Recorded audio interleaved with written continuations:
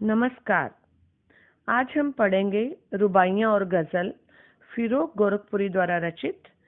फिराक गोरखपुरी उर्दू फारसी के जाने माने शायर थे। इनका जन्म 28 अगस्त 1896 को गोरखपुर में हुआ। इनका मूल नाम रघुपति सहाय फिराक था। इन्होंने रामकृष्ण की कहानियों से अपनी शिक्षा की शुरुआत की। बाद में अरबी, फारसी और अंग्रेजी में शिक्षा ग्रहण की। 1917 ईस्वी में ये डिप्टी कलेक्टर के पद पर चयनित हुए, परंतु स्वतंत्रता आंदोलन के कारण इन्होंने इस पद को त्याग दिया। आंदोलन में हिस्सा लेने के कारण 1920 में इन्हें 1.5 वर्ष की जेल हुई। ये इलाहाबाद विश्वविद्यालय में अंग्रेजी विषय के अध्यापक रहे। इन्हें गुले नगमा के लिए साहित्य अकादमी पुरस्कार, ज्ञानपीठ पुरस्कार, सोवियत लैंड नेहरू अवार्ड मिला।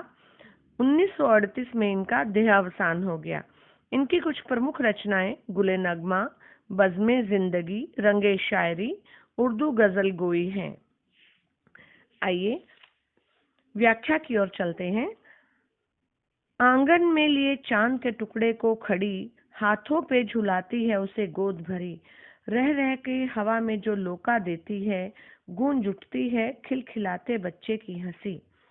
इसमें शायर कहता है कि एक माँ चांद के टुकड़े अर्थात अपने बच्चे को अपने आंगन में लिए खड़ी है। वहाँ अपने बच्चे को अपने हाथों से झुलाने लगती है, बीच बीच में उसे हवा में भी उछाल देती है। इस प्रक्रिया से बच्चा खुश होता है और बच्चे की खिलखिलाहट भरी हंसी गूंजने लगती है। नहला के छलके निर्मल जल से उलझे हुए गेसुओं में कंघी करके किस प्यार से देखता है बच्चा मुख को, जब घुटनियों में लेके पिनहाती कपड़े है। इसमें शायर कहता है कि माँ अपने बच्चे को स्वच्छ जल से नहलाती है, उसके उलझे हुए बालों से पानी छलक रहा है। माँ बच्चे के बालों में कंघी करती है। जब वह उसे अपने घुटनों में लेकर कपड़े पहनाती है तो बच्चा बहुत खुश होकर माँ के बुक को निहारता है। दिवाली की शाम घर पुते और सजे, चीनी के खिलौने जगमगाते लावे। वो रूपवती मुखड़े पे एक नरम दमक बच्चे के घरौंदे में जलाती है दिए। कहते हैं कि आज दिवाली की शाम है। इस अवसर पर घर रंग रोगन से पुता हुआ और सजा हुआ है। घरों में मिठाई के नाम पर चीनी के खिलौने बने हैं, रोशनी की जाती है। माँ के सुंदर मुख पर हल्की सी चमक आ जाती है और बच्चे के छोटे से घर में वो दिया जलाती है। आंगन में ठुनक रहा जिद जाया, बालक हुई तो चांद पे ललचाया। दर्पण उसे देके कह रही है माँ, देख आईने में चांद उतर आया। अब माँ का प्यार बच्चे के लिए यहाँ। छोटा बच्चा आंगन में मचल रहा है। वह जिद लगाए हुए है कि उसे आकाश का चांद चाहिए। उसका मन उस चांद पर ललचा गया। माँ उसे दर्पण में चांद दिखाते हुए कहती है, देख बेटा दर्पण में चांद उतर आया है। इस तरह वो बच्चे की जिद को पूरा करती है। रक्षाबंधन की सुबह रस की पुतली, छाई है घटा गगन की हल्की हल्की। बिजली की तरह चमक रहे हैं लच्छे, भाई के बांधती चमकती राखी। अब रक्षाबंधन की सुबह है। आनंद और मिठास की सौगात है। यह दिन मीठे बंधन का दिन है। सावन का महीना है। आकाश में काले काले बादलों की हल्की घटाएं छाई हुई हैं। इन बादलों में बिजली चमक रही है और इसी तरह राखी के लच्छे भी बिजली की तरह चमकते हैं। बहन अपने भाई की कलाई पर चमकीली राखी बांधती है। आगे पंक्तियों में कवि ने गजल कही है। नौरस गुंचे पंखुड़ियों की नाजुक गिरहें खोले हैं, या उड़ जाने को रंगोबू गुलशन पर उतर तोले हैं। इन पंक्तियों में कवि बसंत ऋतु में आए नए नए पत्तों पर और कलियों में कोमल पंखुड़ियों की गांठें खुल रही हैं, धीरे धीरे फूल बनने की ओर अग्रसर हैं। ऐसा लगता है मानो रंग और सुगंध दोनों आकाश में उड़ जाने के लिए पंख फैला रहे हैं। और दूसरे शब्दों में कहें तो बाग में कलियां खिलते ही चारों तरफ खुशबू फैल गई है। तारे आंखें झपकावे हैं, जर्रा जर्रा सोए हैं, तुम भी सुनो हो यारो जब शब्द में सन्नाटे कुछ बोले हैं। इन पंक्तियों में शायर कहता, रात ढल रही है, अब तारे भी आंखें झपका रहे हैं। इस समय सृष्टि का कण-कण सोया हुआ है, शांत है। वो कहता कि हे मित्रों, रात का सन्नाटा कुछ भी कह रहा है, पर यह अपनी वेदना को, अपनी पीड़ा को व्यक्त कर रहा है। हम हो या किस्मत हो, हमारी दोनों को एक ही काम मिला। किस्मत हमको रोले हुए है, हम किस्मत को रोले हैं।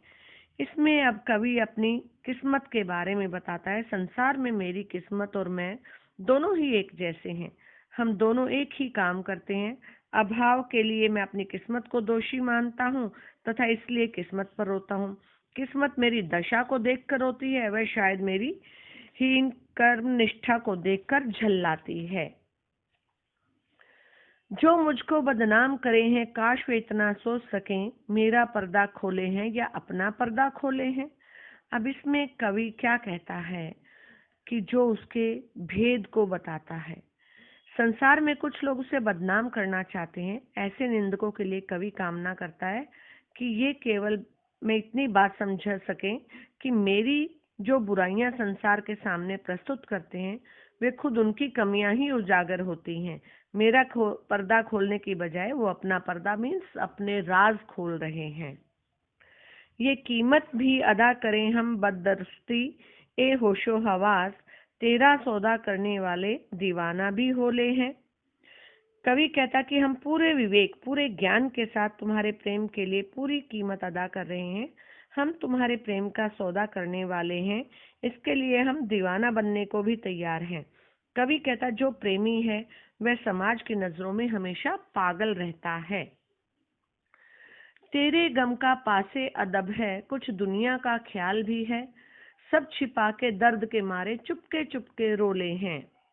अब कवि अपनी प्रेमिका से कहते, मुझे तुम्हारे गम का पूरा ख्याल है, मैं तुम्हारी पीड़ा का सम्मान करता हूँ, पर मुझे संसार का भी ध्यान है। मैं हर जगह तुम्हारे लिए दुख को सबके सामने गाता फिरूं, ये दुनिया हमारे प्रेम को बदनाम करेगी। इसलिए मैं इस पीड़ा को हृदय में छिपा लेता हूँ और चुपचाप अकेले रोता हूँ। फितरत का कायम है तवाजुन आलमे हुस्न इश्क में भी, उसको उतना ही पाते हैं खुद को जितना खोले हैं। कवि कहता प्रेम और सौंदर्य के संसार में संतुलन कायम है। इसमें हम उतना ही प्रेम पा सकते हैं जितना हम स्वयं को खोते हैं। दूसरे शब्दों में प्रेम में पहले स्वयं को मिटाना पड़ता है। जो व्यक्ति जितना अधिक समर्पण करता है वह उतना ही प्रेम पाता है। आबो ताब अशआर न पूछो, तुम भी आंखों रखो हो।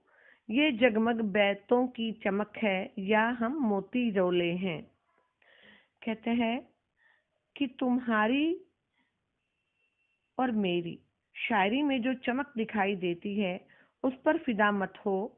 तुम अपनी आंखें खुली रखो, अर्थात ध्यान से देखो। मेरे शेरों में जो चमक है मेरे आंसुओं की देन है। दूसरों शब्दों में कि कवि की पीड़ा से उसके काव्य में दर्द उभर कर सामने आया है। आगे कवि कहता है, ऐसे में तो याद आए अंजुमन में रिदों में, रात गए गुर्द पे फरिश्ते बाबे गुनह जग खोले हैं। कि हे प्रिय, तुम वियोग के समय इस तरीके से याद आते हो जैसे शराब की महफिल में शराबियों की शराब को याद आती है। जैसे आधी रात के समय देवदूत आकाश में संसार के पापों का अध्याय खोलते हैं। सदके फिराक एजाजे सुखन के ऐसे उड़ाली आवाज, इन गजलों के पर्दों में भी मीर की गजलें बोले हैं। अब इसमें अपनी गजल के बारे में कहता है कि उसकी गजलों पर लोग मुग्ध होकर कहते हैं, फिराक तुम इतनी अच्छी शायरी कहाँ से सीख ली। इन गजलों के शब्दों में हमें मीर कवि की गजलों की समानता दिखाई पड़ती है। कवि की सारी प्रसिद्ध शायरी कवि मीर के समान ही बहुत सुंदर है। उम्मीद है ये गजल आपको समझ आई होगी, क्योंकि ये उर्दू में है तो शायद थोड़ा कम समझे होंगे।